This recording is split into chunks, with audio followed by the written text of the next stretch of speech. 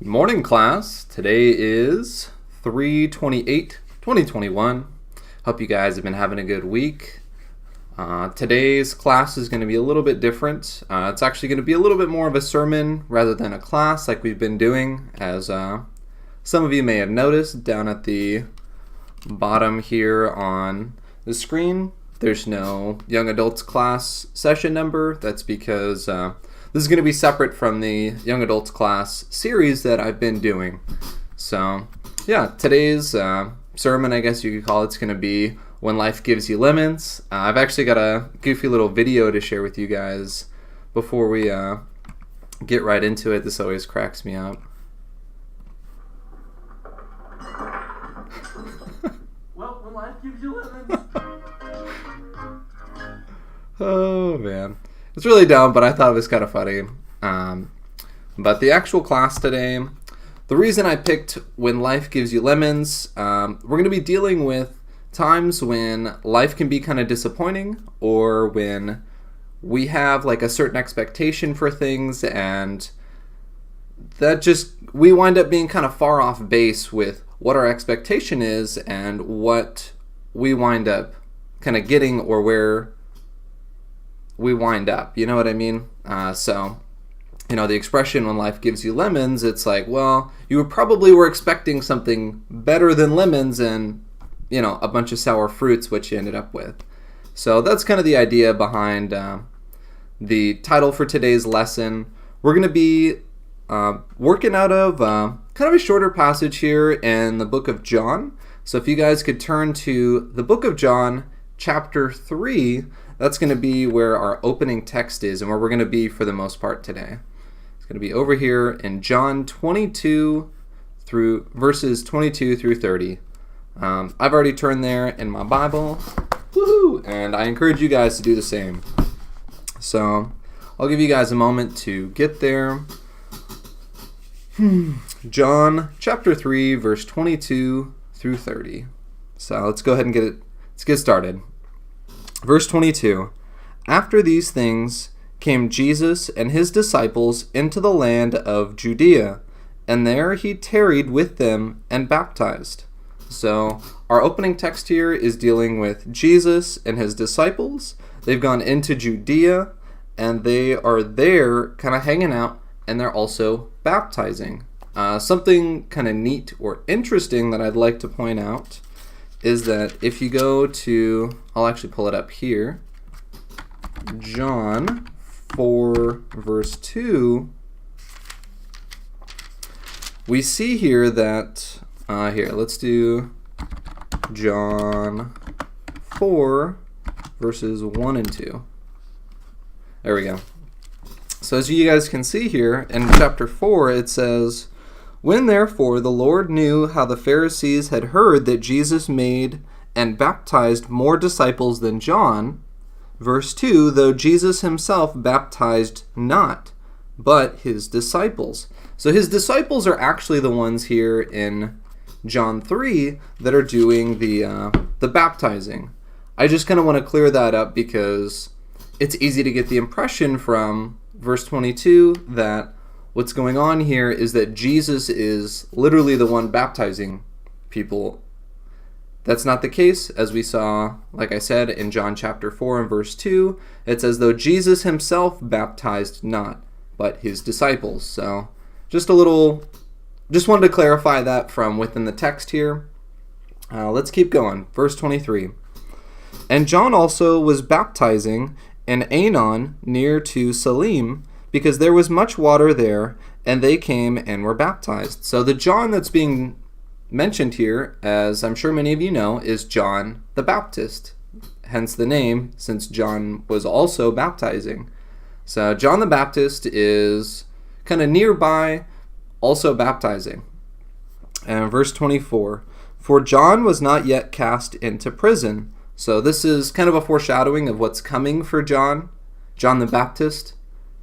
Verse 25, Then there arose a question between some of John's disciples and the Jews about purifying. This question about purifying, from what I understand, it's tied to some Old Testament doctrine in, was it Deuteronomy? in Numbers specifically, but I'm not going to dive into that. That's not so much what our message is about today. So I just want to let you guys know, if you want to look into it, it's back in Numbers, but we're not going to be dealing with that specifically. Verse 25, then there arose a question between some of John's disciples and the Jews about purifying. Moving on to verse 26. And they came unto John and said unto him, Rabbi, he that was with thee beyond Jordan, to whom thou bearest witness, behold, the same baptizeth, and all men come to him. Okay, so this is going to be kind of really where our lesson is going to start. I wanted to share some of these previous verses so that you guys could see the context. So far, we have Jesus in Judea with his disciples. His disciples are there baptizing, though Jesus is with them. Then we have John. He's in Aenon, near to Salim, because there's much water there. And he's there with his own disciples, and they are also baptizing. But John himself's also baptizing people. And we kind of jump forward to verse 26. And they came unto John, so some of John's disciples, and also some Jews, and said unto him, or other Jews, I should say, because it's likely that John's disciples were Jews. Just want to make that clear. And they came unto John and said unto him, Rabbi, he that was with thee beyond Jordan, to whom thou bearest witness, behold, the same baptizeth, and all men come to him. So John's disciples and the Jews that had kind of come to him, all these people that had surrounded John, started coming to him and saying, hey man, like, you were kind of doing this whole baptizing thing first, like, there's this Jesus guy, he's over there, and it seems like now that he's doing it, everyone's kind of going to him. What's up with that, man? Like, I thought you're literally John the Baptist, dude. Like, they wouldn't have said that to him, but, you get kind of the gist here that it's like, you were the baptizing guy. Like, now he's kind of stealing your gig. He's taking all the people wanting to be baptized away from you, Like, what do you have to say about that? Mr. John the Baptist, how are you going to baptize people if Jesus is over here stealing your whole congregation? He's over here stealing all your, baptizees, or whatever you want to call them. And John gives them an answer here it's really profound, but it's also kind of a tough pill to swallow. We're going to go on to verse 27 here. John answered and said, a man can receive nothing except it be given him from heaven. Oh, okay, let's unpack what he just said here. So all these people come to him and they're like, hey man, Jesus over there, he's like taking all the people wanting to be baptized. What's up with that? And John's answer is, a man can receive nothing except it be given him from heaven. So rather than saying, yeah, like, that's not cool, this is kind of my gig. He's stepping on my turf. He's doing what I'm supposed to be doing. No, instead he recognizes what God is doing is more important than what I'm trying to do. And this is tough for us as Christians to accept sometimes, because we get really fixed on wanting to do one thing or wanting things to go a specific way in, like a given area. And God says, no, I'm going to go ahead and do it this way. I'm literally going to do what you were trying to do, but I'm going to do it in a different way, or I'm going to do it myself and not allow you to do it, or allow you to do it as much as you used to. And that can be really tough. There's been a number of situations more recently for me where this verse is really spoken loud to me, and it's a tough pill to swallow. You see things, you see a circumstance or a situation, you go, all right, this is good. I like how this is right now. And then the dynamic changes, and it's like, okay, I'm going to do what I can to try to get it back to how things were, And in this case, John was already baptizing people. Then Jesus comes along and starts baptizing people. There's that change, that shift. That's what God's doing that causes the shift. And John, rather than getting upset, rather than, like pointing the finger or getting mad at God or at people for pointing out that, like, hey man, you used to have a good thing going and now you don't. Rather than getting upset with them, John answers, a man can receive nothing except it be given him from heaven. That's, like I said, that is a tough pill to swallow, but there's a lot to be learned from the humility that John had to recognize God's doing something here, and it's not my place to stand in the way of it. It's not my place to try to, put my spin on it. It's my place to receive what God has for me, rather than to try to force him to give me what I want. Now, something that's very common in a lot of churches today is this notion that we need to bring heaven down, literally like forcefully grab heaven and try to like drag it down, or create heaven here. And like, what was John's response? A man can receive nothing except it be given him from heaven.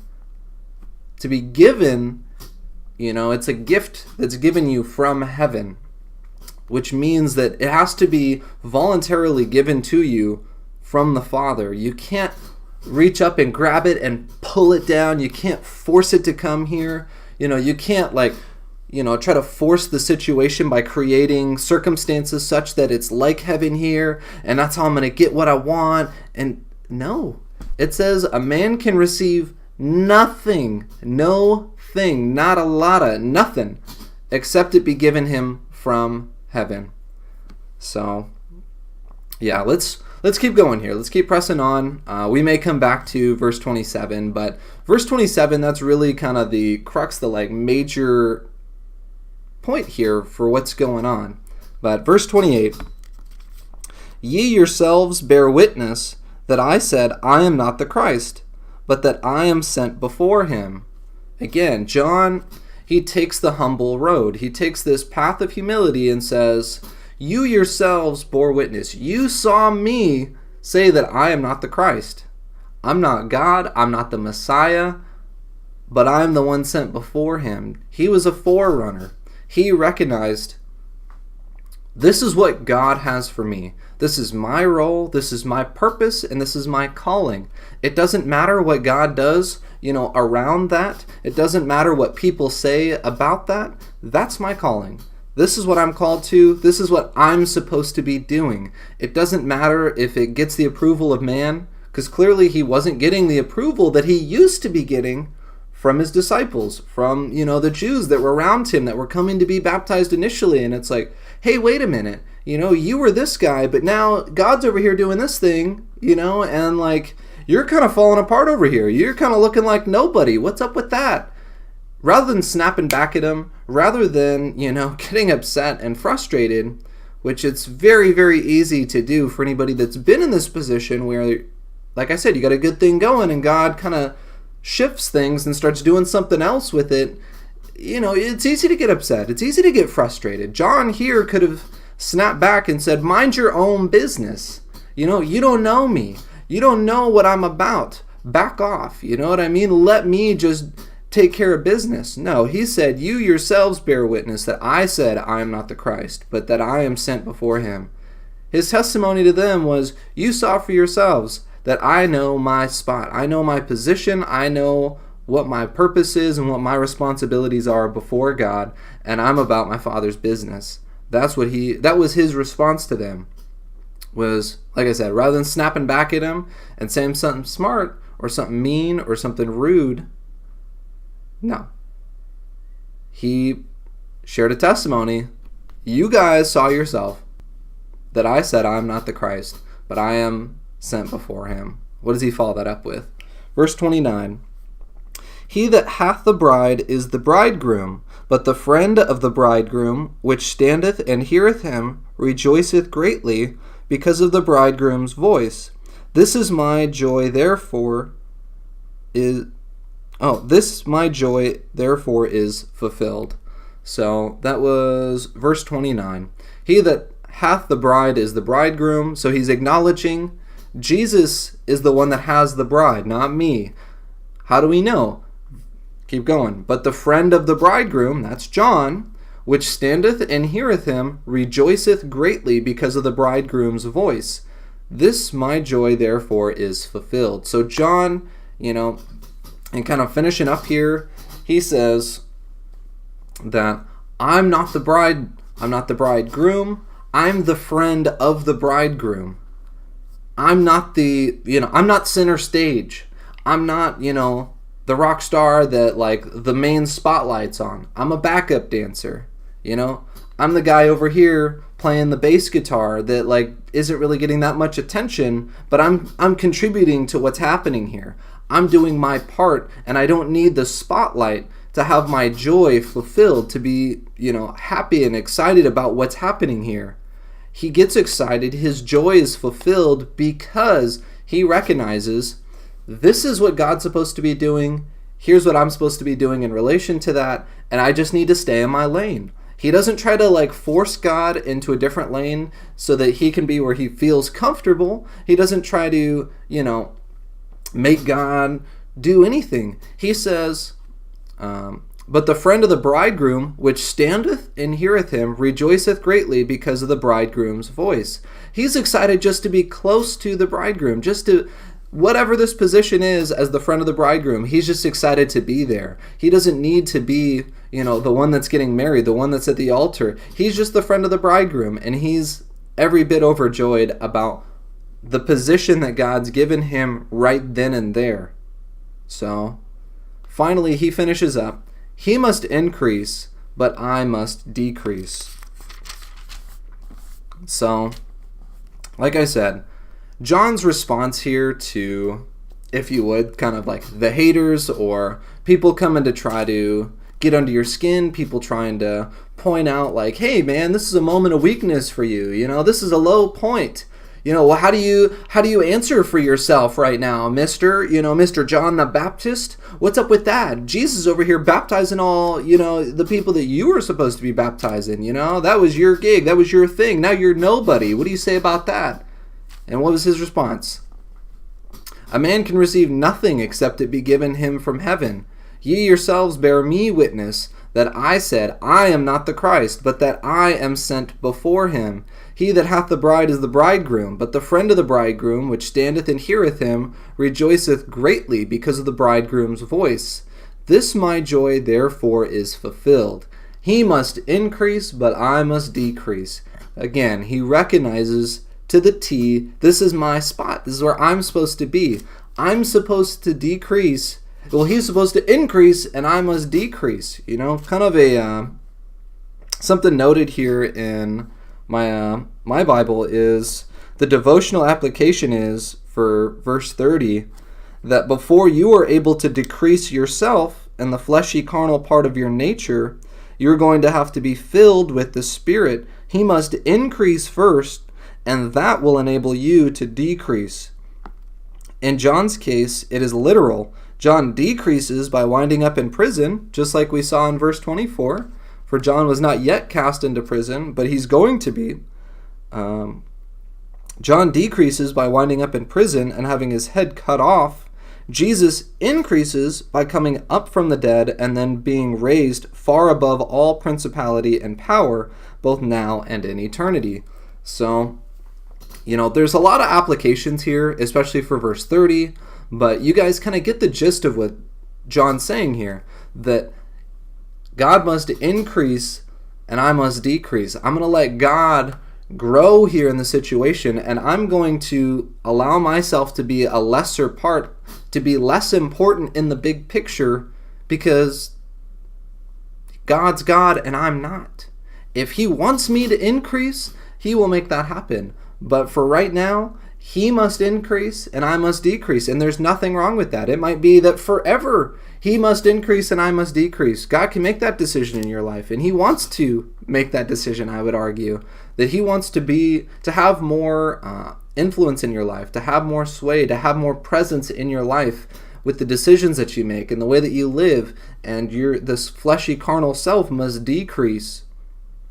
But we have to recognize that. John the Baptist recognized that. John the Baptist recognized, I'm the friend of the bridegroom. I'm not the bridegroom myself. I don't have the beautiful bride that I'm getting married to today. That's this guy, and I'm just super excited to be here with him. So don't come point the finger at me and say, hey, what's up with that, John? How come you're just the little side piece over here, the little, side portion that's just like, he's not the main course. He's not, the fine cuisine. He's the breadsticks beforehand. And John says, yeah, that is me. but it's not for my glory. It's for the main course. It's for Jesus to increase, that I must decrease. So that's going to be the lesson for today, guys. I hope that this was really edifying and really helpful for some of you. Maybe you guys are kind of experiencing some of this in your own way, similar to how I've kind of had my own processes that I've been going through, and it's just like, it can weigh heavy on you. Like I said, because you see yourself as kind of like, all right, I'm this key piece here, and God, he shifts things just a little bit, and then a little bit more, and a little bit more, and a little bit more, and all of a sudden it's like, I'm not really what I thought I was in this equation. Shoot. And that's okay. That's totally okay. Take after John the Baptist's example here. Find joy in that. Seek God for understanding of what is my role here? What's my purpose? What would you have for me, God? And don't be surprised when his response is that he must increase and that you must decrease. That's okay. But like I said, I hope that this has been helpful and edifying to you guys. I'm going to close this up in prayer real quick, and that's going to do it for our message today. We thank you so much, God, for this time together. We thank you, Lord, for your word, and that it's just an endless source of confirmation, Lord, an endless source of hope and joy, God, of things that we can grab a hold of and use for ourselves in our everyday living. Lord, it's a place that we can look to when we feel down and out, or like we don't have an identity at this point. God, you always have the final say in all of those areas. And we're just so grateful, God, that you know the end from the beginning, Lord, that you're the Alpha and the Omega, and that there's not one detail of our life that you haven't thought out ahead of time. We love you, Lord. We thank you. I pray for a covering and a hedge of protection over those listening and over their homes, over their friends and family. I pray, Lord, that you'd guard our eyes and our ears, Lord, that you'd guard our hearts and help us to stay soft-hearted, Lord, towards those that we're trying to witness to, or towards friends and family especially. And I just pray that you'd be our strength this week. We love you, God, and we give you thanks. We lift these prayers to you in Jesus' name.